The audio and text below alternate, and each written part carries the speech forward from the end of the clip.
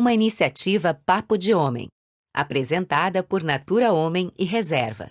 É preciso coragem para abrir nosso coração aos outros e expor nossa vulnerabilidade. Podemos parar de nos esconder e de temer que alguém possa ver quem realmente somos, porque estaremos escolhendo ser vistos. Thupten Jinpa em seu livro Um Coração Sem Medo, Homem Calvo de Cabelos Curtos. Pelo que o meu pai nos criou, ele sempre dizia, se não fizesse o que ele mandasse fazer, o cacete rolava.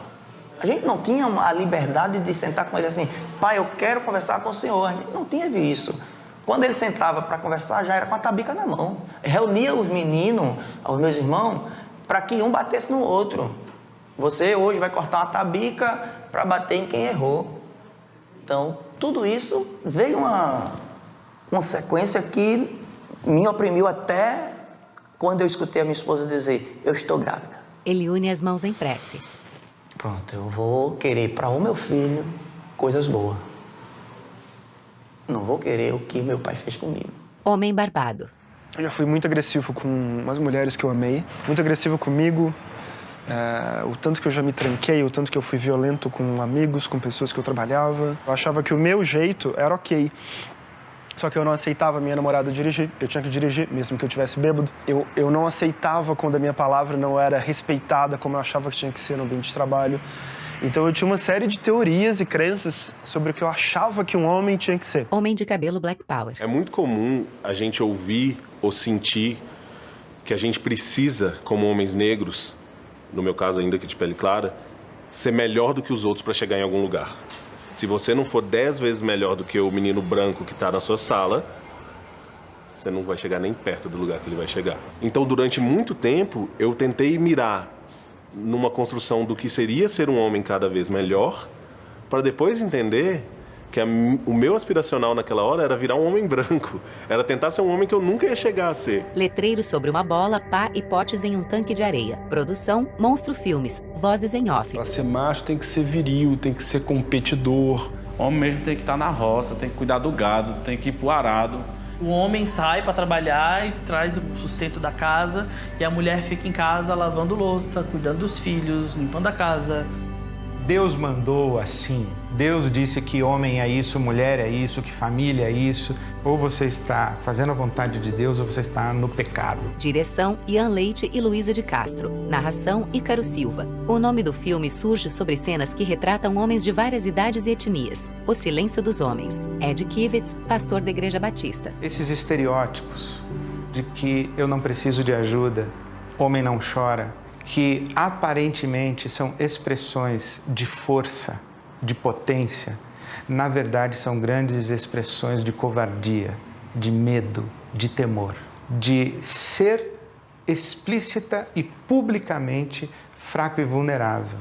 Quebrar o silêncio a respeito de sua própria fraqueza e vulnerabilidade é uma forma de humanizar-se. Eduardo Chacora, psicólogo e pesquisador em masculinidades, gênero e saúde. Os homens, eles desde pequeno, eles têm que forjar uma identidade masculina, que é essa imagem onde é baseada na força, na não sensibilidade. É como se a parte emocional, a parte afetiva não pudesse vir à tona, né? E isso cria uma camisa de força dentro do universo masculino, né? Como se os homens crescessem muitas vezes com suas emoções todas trancafiadas. Isso para mim explica muito por que os homens têm que competir o tempo inteiro, ou botar a sua vida em risco o tempo todo pela honra, ou entendeu? Para provar que é homem, para não levar um desaforo para casa, né? Então, assim, os códigos que nós estamos passando e vivendo na sociedade, elas são extremamente ameaçadores para os homens, porque os homens, eles se matam e eles matam aos outros. Ismael dos Anjos, pesquisador de masculinidades. Eu acho que ser capaz de identificar poucos sentimentos, não ser capaz de nomear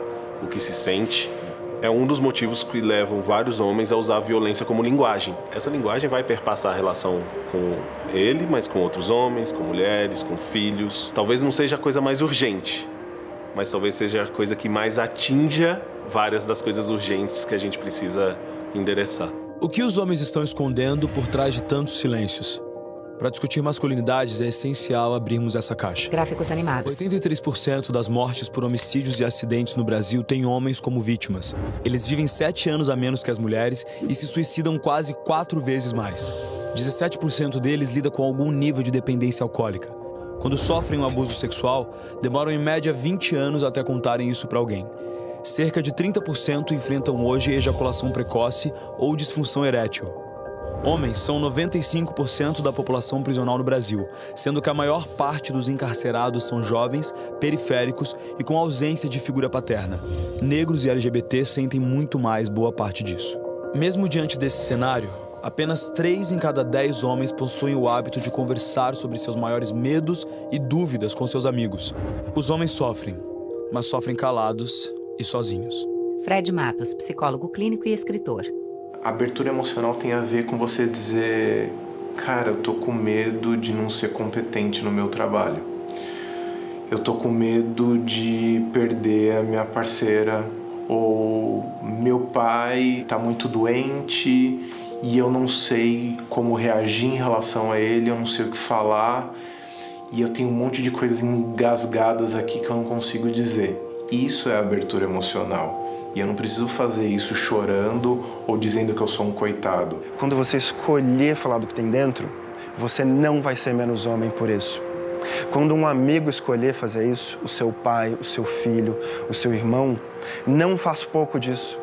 Pergunta por que ele está falando isso, o que ele sente. Disse Guilherme Valadares, fundador do Papo de Homem. Fred. Acho que um problema que pode surgir quando a gente fala do silêncio dos homens é pensar, bom, os homens estão o tempo todo falando, se impondo, interrompendo as mulheres em tudo que elas estão falando, eles estão em lugares de poder, como assim os homens estão em silêncio? O que eu mais ouço é a voz de homem falando.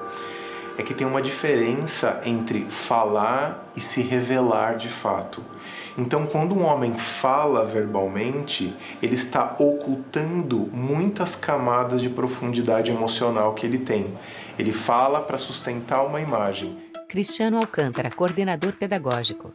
A escola tem um papel muito grande neste contexto de o que eu coloco para reforçar ou questionar o que é esta masculinidade. Raquel Franzin, coordenadora de educação, Instituto Alana. Um exemplo que eu gosto de dar, até por ter sido professora de creche, é que a gente aceita os meninos sujos, com o nariz escorrendo, com uma troca de fralda demorada, o que com as meninas a gente tem uma tolerância menor. Mas com os meninos a gente vai deixando. E com os bebês e meninos negros, a gente deixa eles ainda para o final da fila. Eles são os últimos a serem cuidados. E quando essas expressões partem dos meninos, quando os meninos, por exemplo, têm essa iniciativa de abraçar, a gente ensina rapidamente eles a dar a mão, bate no ombro. Não à toa aos meninos é esperado que eles sejam ativos, dominadores, controladores, em detrimento de uma vida interior cada vez mais sob controle e diminuída. O sentido de ser, de nós estarmos no coletivo, é que o coletivo nos humaniza. Então, eu aprendo a ser um ser humano. Diz Cristiano. Eu posso aprender a ser um ser humano mais afetivo ou menos afetivo mediante as experiências que eu vivencio. Desde a primeira infância, os meninos crescem praticamente sem ver homens exercendo cuidado. Pai sorri. Só 2% dos educadores nessa fase são homens.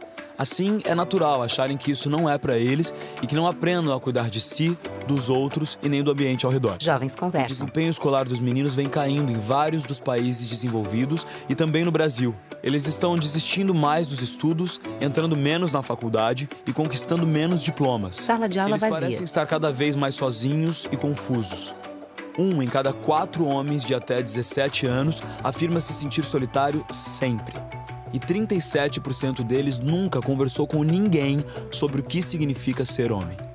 Será que estamos oferecendo aos meninos referenciais saudáveis para compreender e expressar sua masculinidade? Alunos e alunas caminham por uma escola.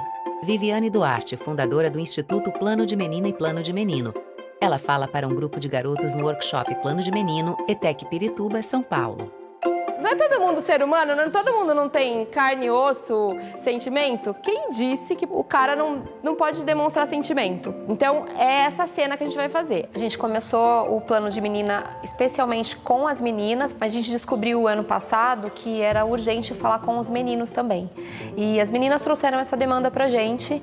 Os meninos começaram a ficar muito mais violentos na escola, por conta das meninas estarem mais informadas, identificarem o racismo, o machismo, o assédio. Antes era porque a gente não tinha informação, que a gente sofria. Agora a gente também está sofrendo porque a gente tem informação e está sendo mais pesado. No workshop... Meu Deus, que decepção. Um filho que prefere vôlei do que futebol. Cadê aquela camiseta do São Paulo que eu te dei? Eu não gosto de futebol, não torço pra nenhum time. Nenhum time mesmo? Nenhum. Que decepção. Vá já pro seu quarto. Ana. A gente insistiu tanto para que os meninos tivessem também uma roda de conversa, para justamente ser algo que a gente crescesse juntos. Para que tanto as meninas, tanto os meninos pudessem entender que não é uma guerra. A gente precisa crescer junto como sociedade, como grupo mesmo. E eu vejo hoje, principalmente Juan. com plano de menino, que ser homem é muito além de, tipo, gostar de mulheres ou ter um órgão masculino, etc. É muito além disso. Eu lembro que Viviane. Nossa primeira oficina, tinha um menino que hoje é um dos nossos principais multiplicadores na escola. Com as oficinas, ele vinha para acompanhar os amigos e ficar tirando sarro, né? E esse menino, quando eu olhei, ele estava chorando, ele estava super emocionado. Ele foi o menino que mais se emocionou na roda e o tempo todo ele falava que ele tinha que ser o espelho do pai, né? E o pai era um homem super abusivo, batia na mãe. E no meio da oficina ele descobriu que ele não queria ser. Que ele não queria ser aquela pessoa. Alunos e alunas conversam no pátio. Um grupo joga vôlei. A gente tem esse feedback da diretoria, das próprias meninas, que os meninos mudaram bastante em relação comportamental. Aquele assédio, aquela brincadeira boba, eles pararam com isso, começaram a respeitar mais, começaram a defendê-las. Então, eles têm sido esses agentes de transformação, viraram nossos aliados, né? Então, a gente começou uma conscientização ano passado com os meninos e começou a promover as rodas de conversa, a falar também sobre sexualidade. Os meninos têm uma questão muito forte em relação à objetificação da mulher, que está muito ligada à pornografia na internet também, né? Então, essa geração ela tem um acesso muito fácil a corpos, a sexo, e tudo isso interfere também na visão que tem do outro, né? Cláudio Serve, fundador do Prazerele. O consumo de pornografia atualmente nos meninos começa na fase de 8 a 9 anos de idade, quer dizer, uma coisa muito precoce, né? Então esses meninos vão para as relações com uma ideia muito distorcida do que é uma possibilidade de troca, entre duas pessoas, pelo menos, e também eles vão muito com essa necessidade da performance, né? Da penetração e de performar, e acaba que não dá muito certo na prática. Sem falar no grande problema que é o vício em consumo de pornografia, né? Tentaram recentemente fazer uma pesquisa com jovens que não consumiam pornografia e jovens que consumiam pornografia. Não conseguiram realizar a pesquisa porque não encontraram esse grupo de jovens que não consome pornografia. Cláudio arruma assentos de chão com encosto em uma sala para workshop Sexo e Sexualidade para Homens. Tudo que seu pai não te ensinou. Mas é melhor fazer de fim de semana ou de terça-feira? Eu falo, cara, Ele conversa com um grupo de homens na Casa Prazerela, em São Paulo. Cláudio. Hoje a gente vai entrar um pouco em anatomia avançada, na ideia de hoje. Falar um pouco também de ritual a dois, de práticas para casal, né? E alto também um pouco de rituais individuais. O curso que eu dou tem o nome de Tudo que Seu Pai Não Te Ensinou, Sexo e Sexualidade, porque eu fiz uma pesquisa com homens e eu vi que, de fato, os homens não têm essa figura, ou muito poucos têm uma figura de um homem mais maduro, um homem mais velho, com um emocional mais maduro, para que possa ter uma conversa. Quando eu penso na figura do meu pai, eu tenho dificuldade de lembrar momentos em que se conversava sobre sexo, assim. Fred Matos. Uma vez eu me lembro que ele me flagrou me masturbando e foi uma coisa muito vergonhosa para mim. E ele deu um tempo, aí ele voltou, sentou do lado da cama e falou: filho, Normalmente essas coisas que a gente faz em relação ao sexo, a gente não pode fazer logo depois que a gente almoça, porque pode dar congestão. Eu paro pra pensar hoje, eu falo assim, eu acho que foi, sei lá, acho que o máximo que ele conseguiu falar sobre sexualidade naquele momento. E aí eu lembro que ele me deu um chaveiro, que era uma camisinha, que falava, em caso de emergência, quebre o vidro. Eu acho que esse foi o momento épico, vamos dizer assim, de conversas a respeito de sexo ou masculinidade que eu tive com meu pai. O fato de um homem ter companhia física não quer dizer que ele tenha real intimidade. E intimidade acontece quando você comunica coisas muito profundas suas. Fragilidades, medos, receios, dilemas. Então você pode passar anos do lado de um amigo e nunca ter se aberto efetivamente para eles, simplesmente porque você se mantém numa faixa segura de broderagem e de amizade para coisas do lado de fora e não para coisas do lado de dentro. A broderagem tóxica, a broderagem saudável é bem esse antagonismo, né? Por exemplo, o cara chega numa festa e conta uma intimidade para um grupo de amigos. Cláudio. Né, que aconteceu com ele, por exemplo, pô, fui transar e eu não tive uma ereção, por exemplo. O cara vira piada. Todo mundo vai sacanear e tal, mas muitos ali passaram por essa mesma situação ou estão passando. E uma broderagem saudável seria o quê? Pô, cara, isso acontece comigo também, vamos conversar, vamos trocar, o que a gente pode fazer? Então, é acolher essas situações, né? Mas é que preciso que, para uma broderagem saudável aconteça, que os homens estejam mais maduros com as suas emoções, com a sua masculinidade, mais tranquilo, para que ele possa acolher aquela dúvida, né? Se é todo mundo frágil, nesse sentido de não estou entendendo, não sei também o que eu falo sobre isso, melhor sacanear o cara. Gráficos animados. 6 em cada 10 homens afirmam lidar hoje com distúrbios emocionais em algum nível. Muitos ainda não diagnosticados, pois evitam buscar ajuda.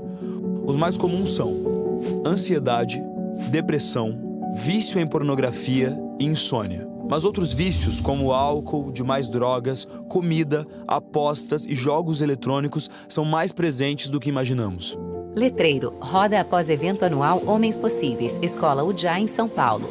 Guilherme. Então, acho que a primeira pergunta que eu queria jogar aqui na roda é: existe ou não existe um movimento de transformação dos homens acontecendo hoje?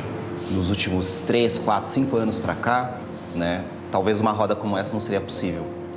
Então, sim, está acontecendo. Ainda não é perfeito, ainda não resolveu os problemas, mas se a gente pensar que as mulheres estão organizadas há pelo menos 100 anos e também não resolveram os problemas, então a gente sabe que isso é uma coisa, né, a vir, mas existe. Para responder essa e outras perguntas, realizamos uma pesquisa nacional que escutou mais de 40 mil homens e mulheres de todas as idades, raças, classes e regiões. Além disso, mapeamos dezenas de iniciativas trabalhando com os homens e as masculinidades, de norte a sul do Brasil. E fomos pessoalmente conhecer algumas delas. Letreiro, primeiro Encontro Nacional Homens em Conexão, Brasília, Distrito Federal. Fernando Rezende, mestre em Psicologia Clínica. Homens em Conexão é um trabalho de reunir os grupos de homens, né? Os movimentos de homens que a gente tem no Brasil. Homens participam de uma roda de conversa. Fernando. Minha história é como a história de muitos homens, assim, né? De um modelo de masculino bem machista, com o qual eu não me identificava de maneira alguma, com a falta de referência de outras possibilidades de ser homem. E aí esse conflito interno de como pertencer a esse mundo masculino, sendo que eu não me identifico com ele.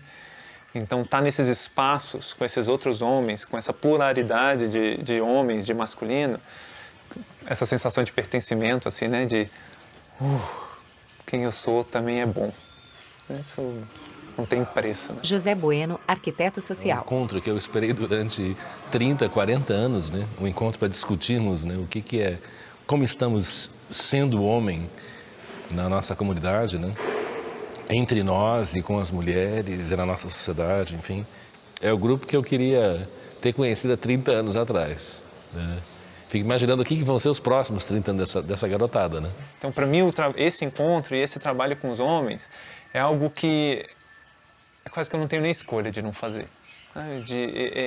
Ele acontece, ele me chama, ele me nutre nesse nível, que eu não consigo explicar, mas que é muito nítido toda vez que eu participo.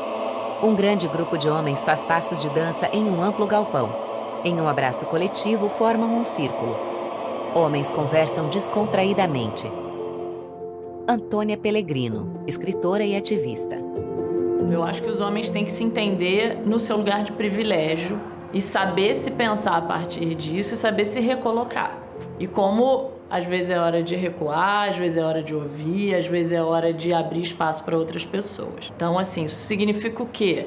No ambiente de trabalho. Isso significa o quê dentro de casa? Os homens não estão sendo convidados ou se sentindo instigados a refletirem porque caiu uma maçã na cabeça deles e eles entenderam que é hora de mudar. Não. Houve uma mudança na sociedade.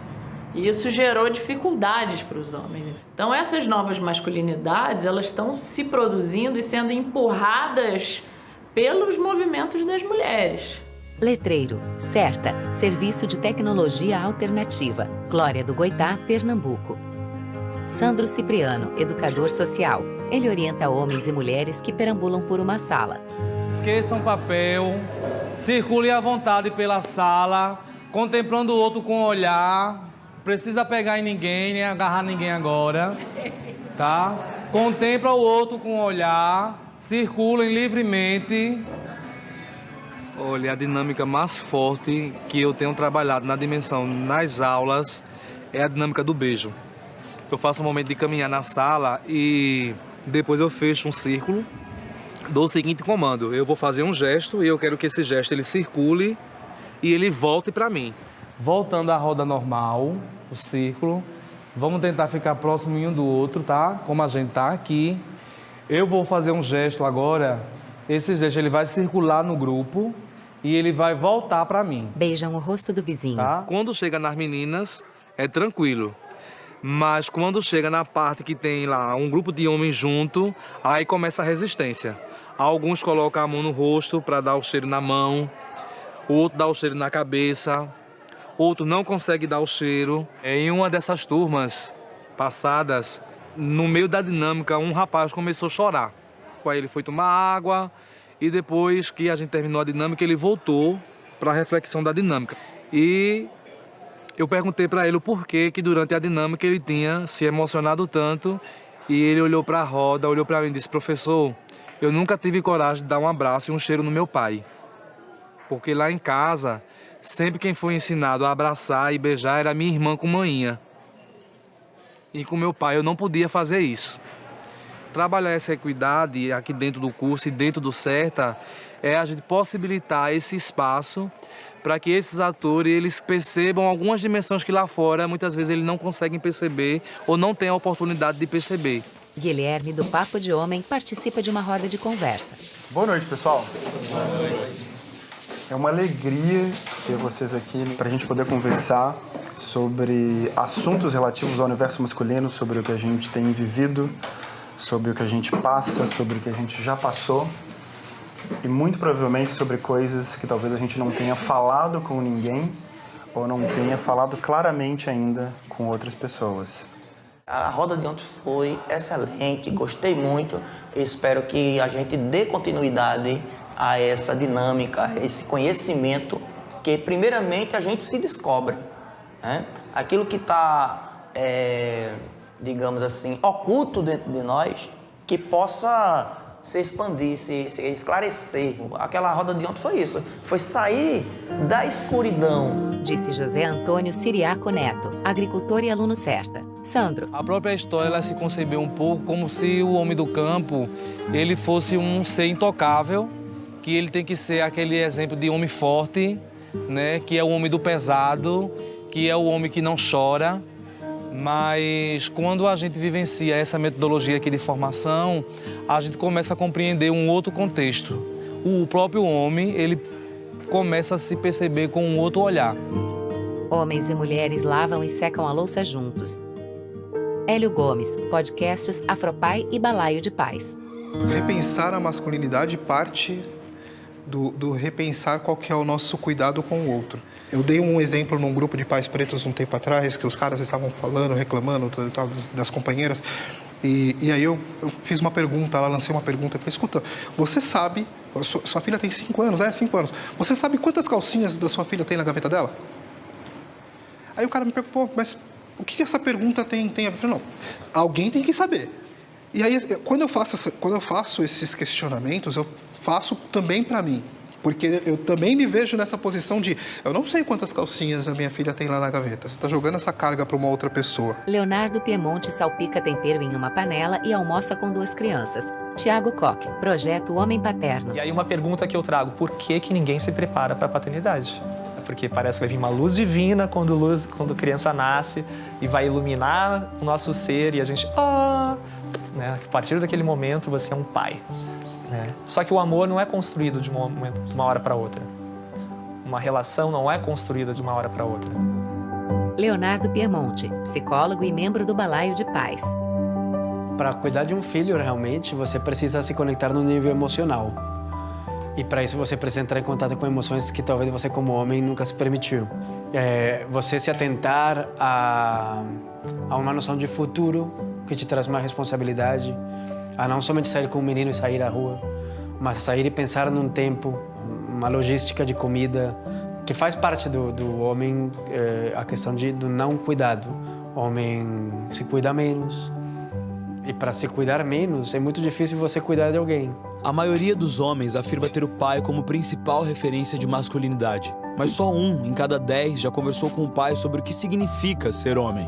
Em nossa pesquisa, identificamos o quanto os homens concordam terem sido ensinados cada uma das crenças a seguir, durante a infância e a adolescência. Ser bem-sucedido profissionalmente. Não se comportar de modos que pareçam femininos. Ser fisicamente forte. Ser o responsável pelo sustento financeiro da família. Não expressar minhas emoções.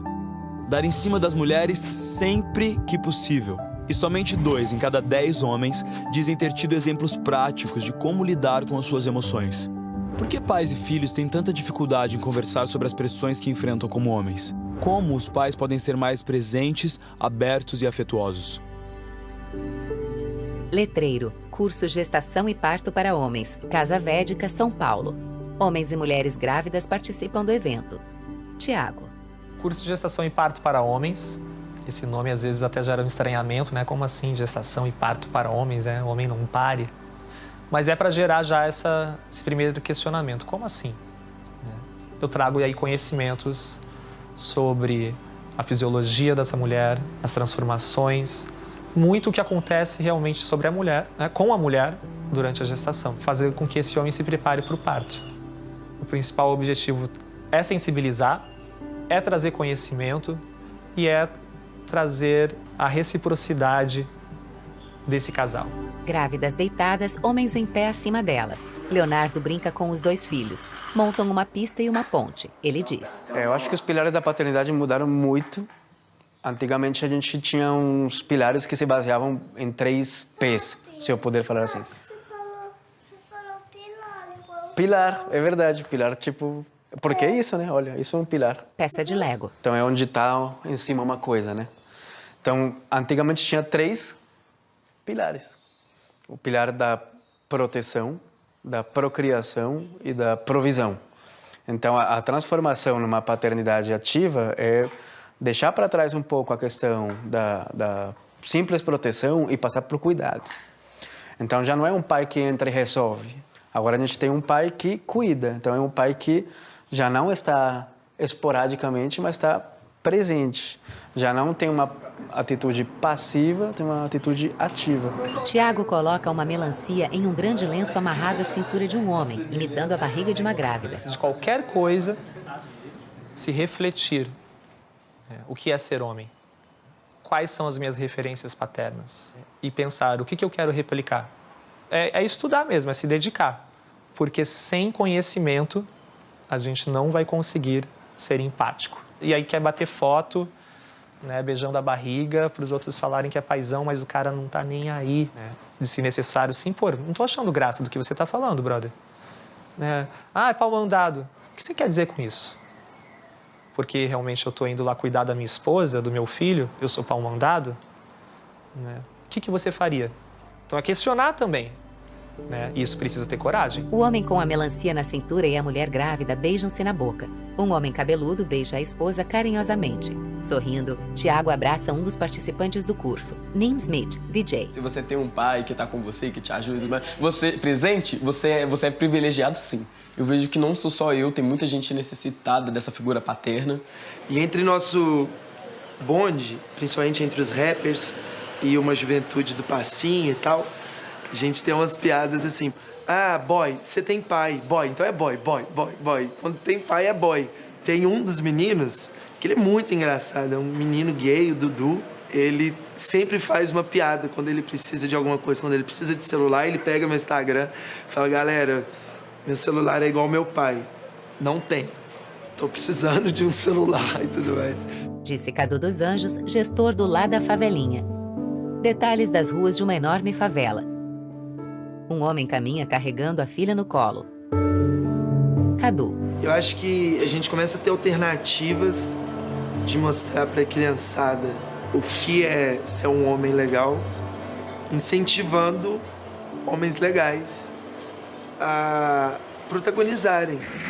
Cadu abre a porta de aço do Centro Cultural Lá da Favelinha, aglomerado da Serra, Belo Horizonte. Esse Lá da Favelinha é um centro cultural independente, que é autogerido pelos moradores da comunidade.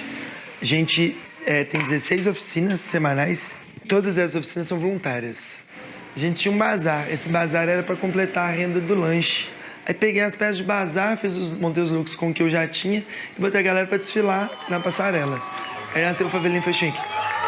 Jovens desfilam na rua. Vestem looks despojados. Eu percebi que era quase que óbvio isso que ia acontecer, do jovem, né, estudar na escola pública e tal. E ele, quando chegasse nos 12, nos 13 anos, tinha muito esse espelho do tráfico. E quando não era o espelho do tráfico e ele queria trabalhar, só nos restava subemprego. E eu comecei a pensar nisso, de, poxa, até quando a gente só vai ter que ser diarista, faxineira, motorista? Se você quiser ser o pedreiro, hoje em dia, com a minha visão, vai ser o melhor pedreiro, sabe? Nós vamos fazer de tudo pra você ser o melhor pedreiro, mas que seja seu sonho, sabe?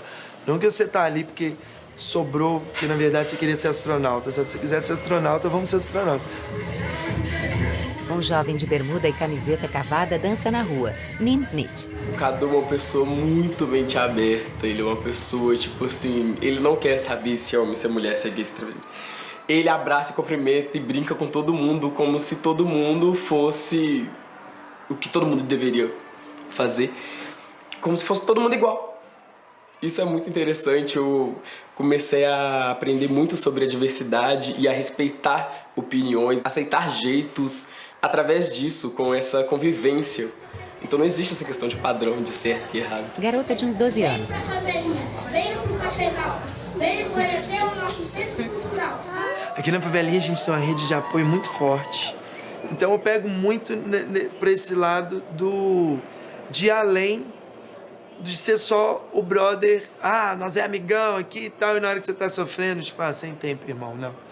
A gente tem que ter tempo pra esse lado. Então, todo esse convívio faz com que a gente crie essa rede de apoio e por onde a gente passa é o reflexo dessa rede, é o reflexo de tipo, te amo, sou seu brother e não vamos só até a página 2. Vamos escrever a história inteira, sabe? Vamos ler junto, vamos desenhar junto, vamos diagramar junto. E juntas.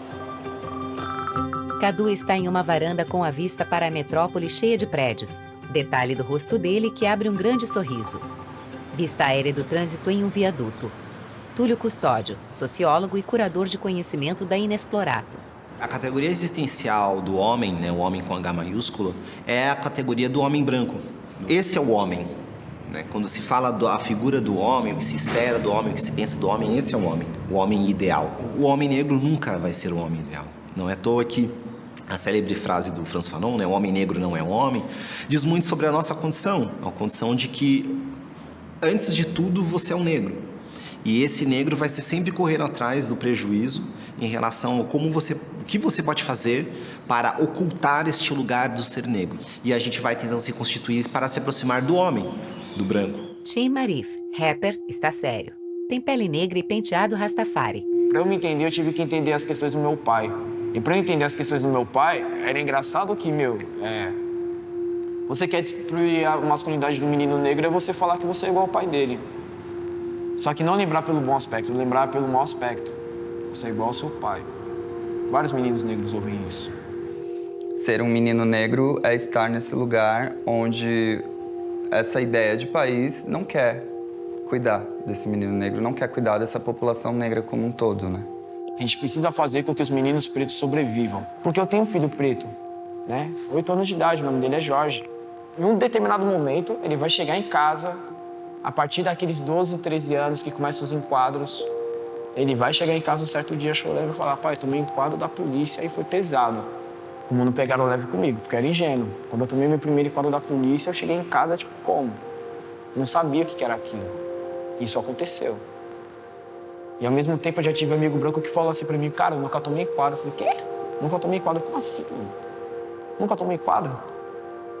Então a gente acaba ficando familiarizado com uma coisa que não deveria ser comum. Túlio. Mas, sem dúvida, eu acho que tem algumas experiências que são mais pontuais, né? Como, exemplo, a minha primeira batida policial, por exemplo, que eu tomei no dia do meu aniversário, 2004. Nunca vou esquecer. Uma arma na cabeça. Estava saindo de um show, indo pra casa de um amigo que faz aniversário no mesmo dia que eu. A dor é entender que eu ocupo um lugar que, independente do quão eu sou, do quão eu estudo, de quão bonito eu sou, de quão bem vestido eu sou, de quão cheiroso eu sou, de quão legal eu sou, isso vem antes de mim, né? Isso vem antes de mim. Então a gente pode, Felipe, cegamente entrar numa lógica de remediar a violência em relação ao homem preto e nunca olhar para os reais motivos que construíram esse ambiente violento que cerca o homem preto, que mata o homem preto a cada 23 minutos.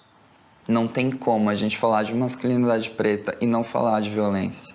E é aí que a gente vê que o racismo é uma estrutura muito bem preparada, porque ela faz com que você sofra o racismo e ela cobra que você não seja negro. Faça o possível para estar no nosso sistema, mas eu vou te derrubar porque você é negro.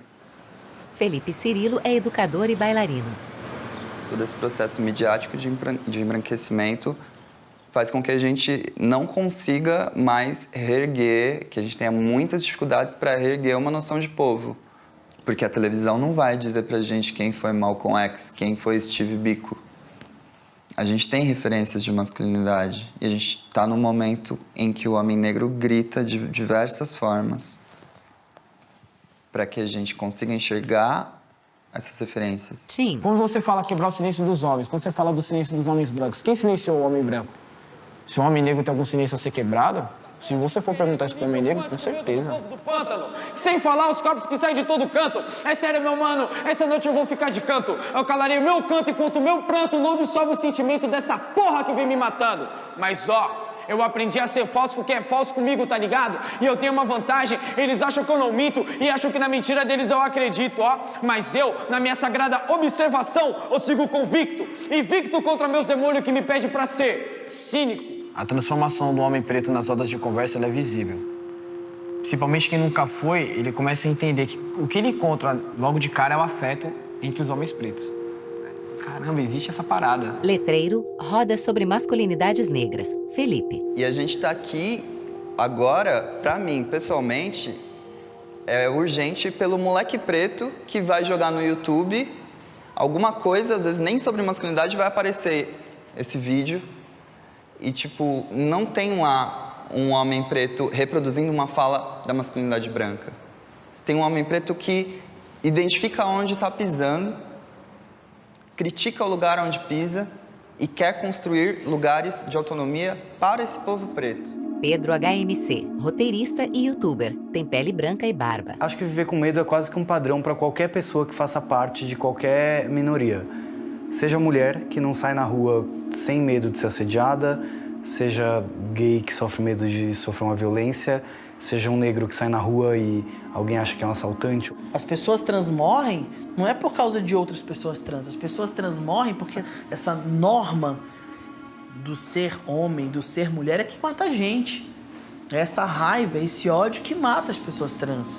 que violenta os gays, que violenta as lésbicas, que violenta as mulheres. É isso tudo que violenta a sociedade. Lan Matos, coordenador nacional IBRAT. Quando eu me coloco como um homem dentro da sociedade, a sociedade me cobra uma postura de homem.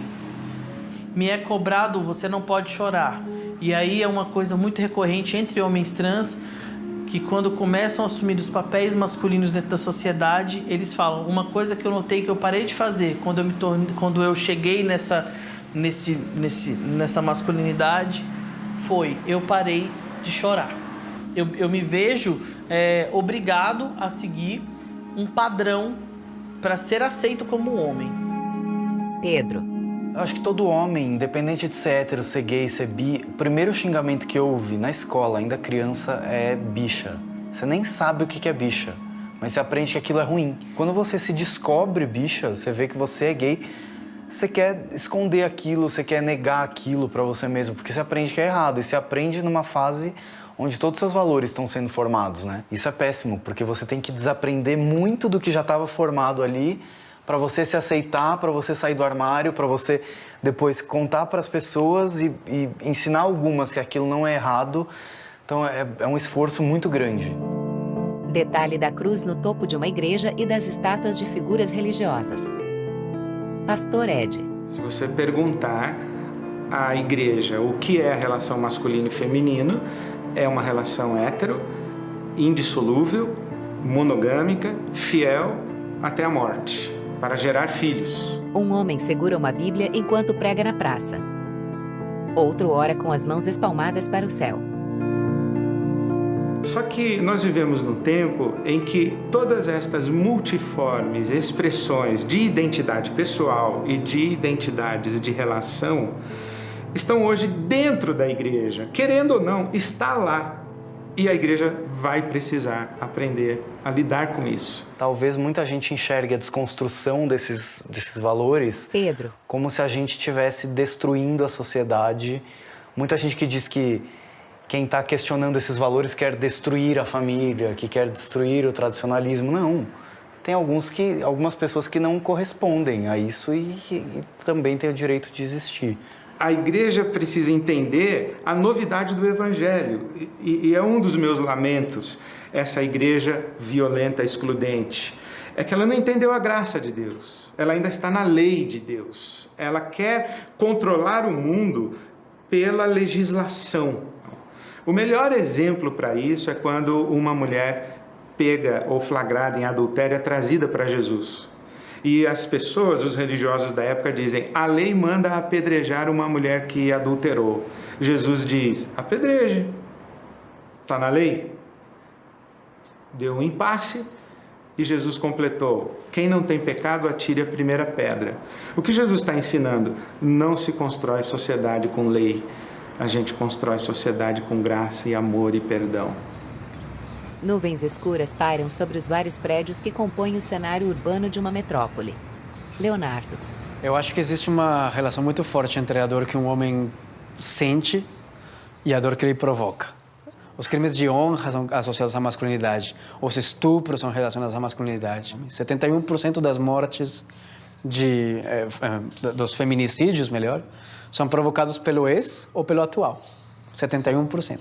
Então, é esse o nível de masculinidades, é esse o nível de dores provocadas por uma compreensão errada do que deveria ser um homem. Bruno Cabral, palestrante de combate à violência de gênero e ao uso de drogas. Todo o silêncio que você vai guardando dentro de você vai formando um turbilhão de emoção e chega uma hora que você explode, né? E talvez essa explosão não seja tão positiva. E com 28 anos, eu engravidei uma mulher e eu estava em abstinência, a gente iniciou uma discussão, eu já tinha casado, já estava casado. E daí, no meio dessa discussão, eu acabei agredindo ela fisicamente. Mas assim, antes dessa agressão física, a agressão psicológica era diária, né? Antônia, escritora e ativista. Acho que toda mulher tem uma história de violência para contar. Toda mulher tem várias histórias de violência para contar. São violências que aconteceram em casa, são violências que aconteceram no ambiente de trabalho, são violências que acontecem na rede. praticamente 60% dos casos, eles ocorrem quando a mulher fala que quer o divórcio ou fala que quer romper o namoro, o relacionamento, e ele não se conforma. E, infelizmente, a forma dele reagir a isso é com violência. Óbvio que nós vamos falar da mulher, trabalhar com empoderamento feminino e com toda a parte de proteção e assistência a essa mulher que sofre violência. Aliás, eu dedico meus dias a isso. Porém, nós temos que falar do outro lado da violência. Quem é esse homem que está agredindo essas mulheres? Por que ele está agredindo essas mulheres? Como fazer para que ele não agrida mais? Porque todos os casos de feminicídio vêm numa escalada da violência. Se você consegue impedir, de alguma forma, aquele homem de continuar nesse fluxo, nesse ciclo, você consegue evitar a morte de uma mulher. E aí, com pesquisas, conhecendo outros projetos, inspiradas em outras experiências, eu desenvolvi o Tempo de Despertar. Diz Gabriela Mansur, promotora de justiça. Detalhes de ruas movimentadas durante a noite. O Tempo de Despertar é um projeto de grupos reflexivos de homens autores de violência. Lá se discute construções sociais, se discutem relações entre homens e mulheres, para que eles vão se conscientizando, refletindo sobre o que eles pensam ou deixam de pensar e sobre o que eles podem fazer para diminuir a violência. Eu recebi uma intimação, não sabia do que se tratava, fui no fórum para ver, aí eram essas reuniões. Eu fiquei completamente revoltado. Bruno. Porque eu falei, eu não tenho que estar aqui, eu não estou mais com a pessoa que eu agredi, eu não uso mais droga, eu não tenho mais problema. São reuniões a cada 15 dias, né, os encontros. Eu fui no primeiro, não gostei, saí de lá super revoltado. Mas enfim, né? Aí fui no segundo. No terceiro encontro, no final do encontro, eu tive a oportunidade de estar expondo o meu caso. Eu fui me abrir com o pessoal da equipe e tal, e daí eu falei, tem muita coisa para mim mudar, sabe? Tem muita coisa para mim aprender aqui. Eu comecei aí, mas com vontade, sabe? Como são a cada 15 dias, é uma semana sim, uma semana não, na semana que não tinha, eu comecei a sentir falta do projeto, sabe? Quando finalizou em dezembro, em janeiro eu tava procurando eles porque eu queria mais, sabe? Cenas em câmera lenta do fluxo de pedestres em uma grande cidade. Gabriela. Quantos homens vão ao psicólogo? Eles vão segurando para eles aquilo sem nenhum tipo de ajuda. E a hora que isso estoura, ela vai estourar ou na violência, ou no uso excessivo de droga, ou no uso excessivo de álcool. Tudo isso traz no homem uma mistura de sentimentos que acabam se revelando em comportamentos agressivos e violentos contra a primeira pessoa que está lá e que ele sabe que por uma construção histórica, cultural e por falta de uma legislação rígida, ele pode agredir, violentar sem que nada aconteça com ele. Então esse quadro precisa ser mudado. Ele precisa se conscientizar que não é isso que resolve o seu problema. Foram as próprias mulheres vítimas de violência, e isso é muito importante falar, que me deram a luz de trabalhar com os agressores. Conversa com ele. Promotora, por favor, chame ele aqui. Bruno.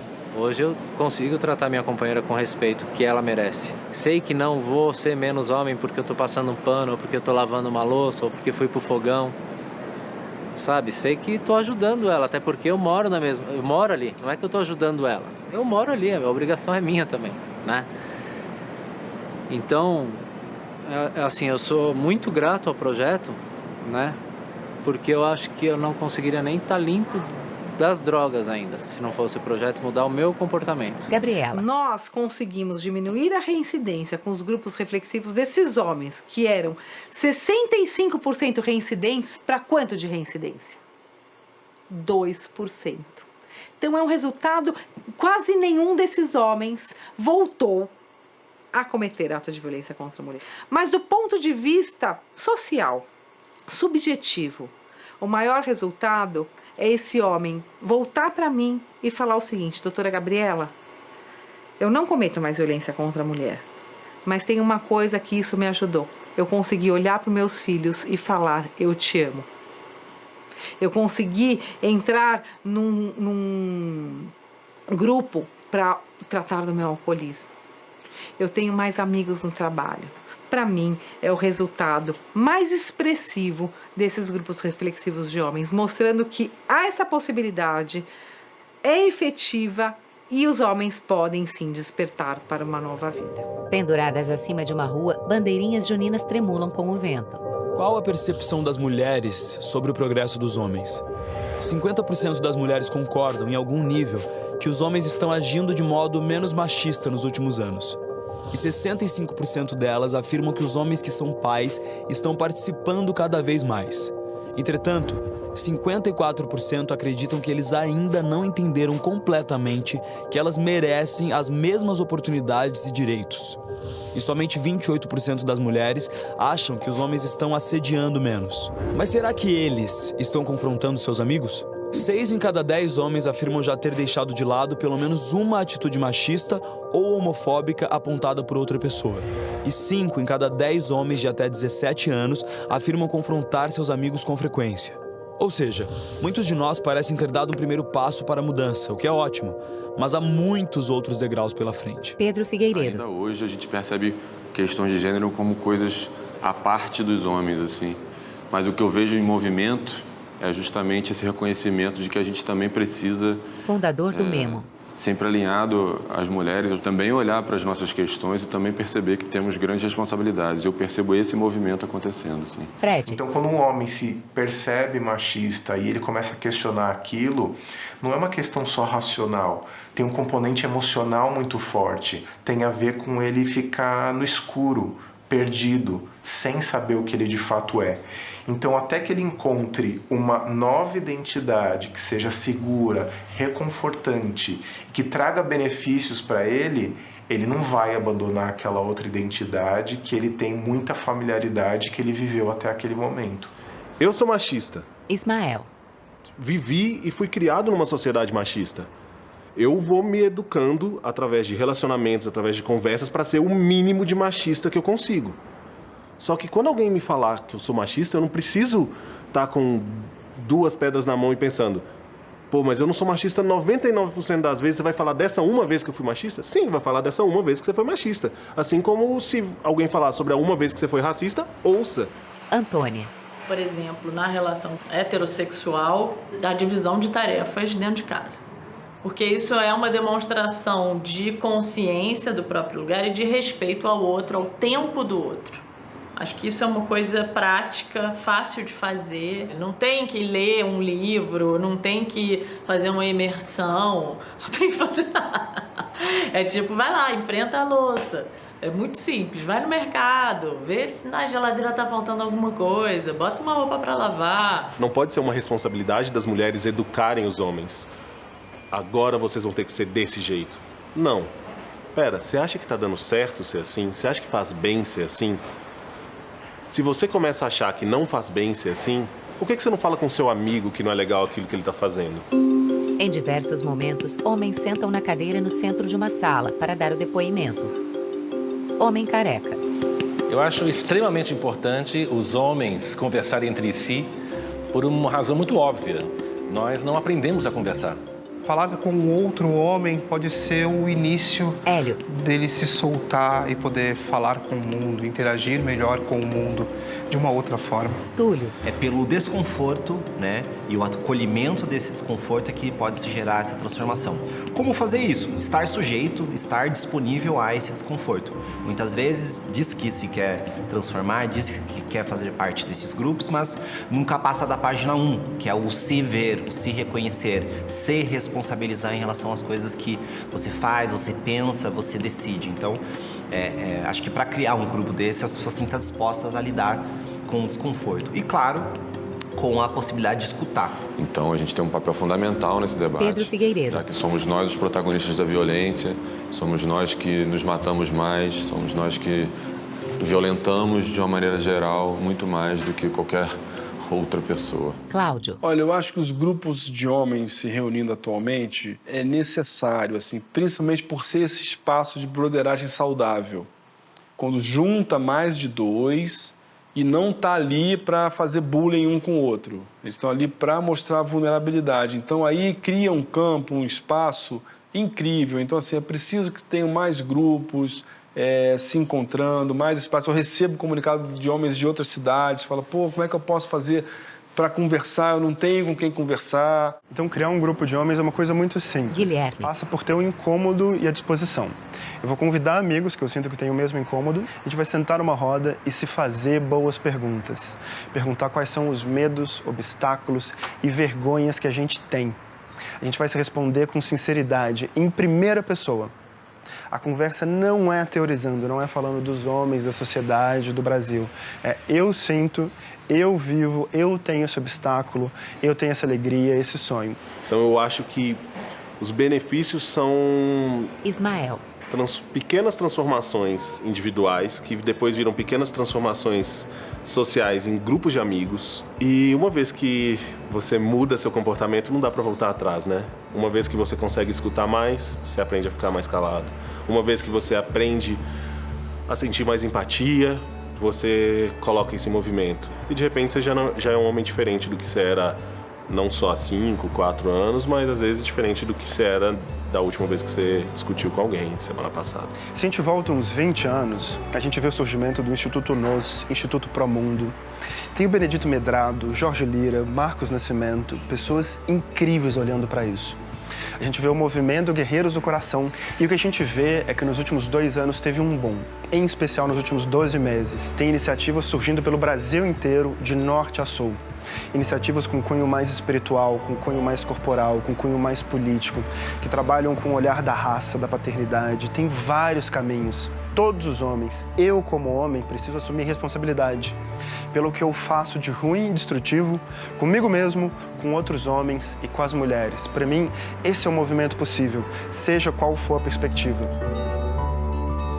Quebrar o silêncio e conversar entre nós é um excelente primeiro passo.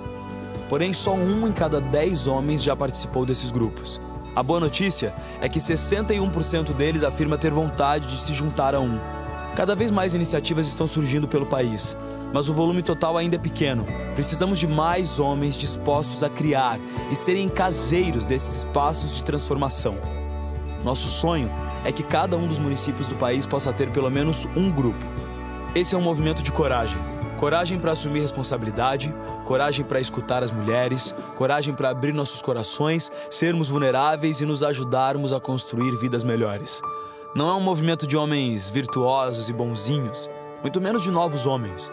É um movimento de homens comuns, como eu e você. Mãos à obra? Letreiros, é tempo de agir. Acesse nosso site para baixar o livro ferramenta do projeto, incluindo Guia Prático de Como Criar um Grupo de Homens, Mapeamento Nacional dos Grupos de Homens e Projetos Ligados a Masculinidades, Achados Centrais da Pesquisa e Base de Dados de Estudos na íntegra. papodehomem.com.br/silêncio. Dedicamos este documentário ao educador e ativista Sandro Cipriano, do CERTA, assassinado poucas semanas após o entrevistarmos. Sandro era ativista LGBT, coordenador estadual e membro do Conselho Diretor Nacional da ABONG, Associação Brasileira de ONGs. Também membro do grupo 7 Cores de Pombos e há mais de uma década um guerreiro incansável pela efetivação dos direitos das juventudes, em especial do Goitá e do Sertão de Moxotó. Nosso muito obrigado às 47.002 pessoas que responderam à pesquisa, às dezenas de especialistas que conversaram conosco durante a pesquisa qualitativa e também a todas as instituições, escolas e grupos que nos receberam e que atuam na transformação das masculinidades. Letreiros e Logotipos, uma iniciativa Papo de Homem 12 anos. Produção executiva Papo de Homem e Instituto PDH, viabilizada por Natura Homem e Reserva. Apoio institucional, ONU Mulheres e campanha #Eles por Elas. Convênio Consórcio de Informações Sociais, CISUSP. Realização do documentário Monstro Filmes. Direção criativa Guilherme N. Valadares. Direção audiovisual Ian Leite e Luísa de Castro. Coordenação do projeto Ismael dos Anjos. Direção de produção Cecília Leite. Narração Ícaro Silva. Pesquisa de personagens, Instituto PDH e Monstro Filmes. Pré-produção, Edson Rafael. Os demais créditos de produção continuam a subir.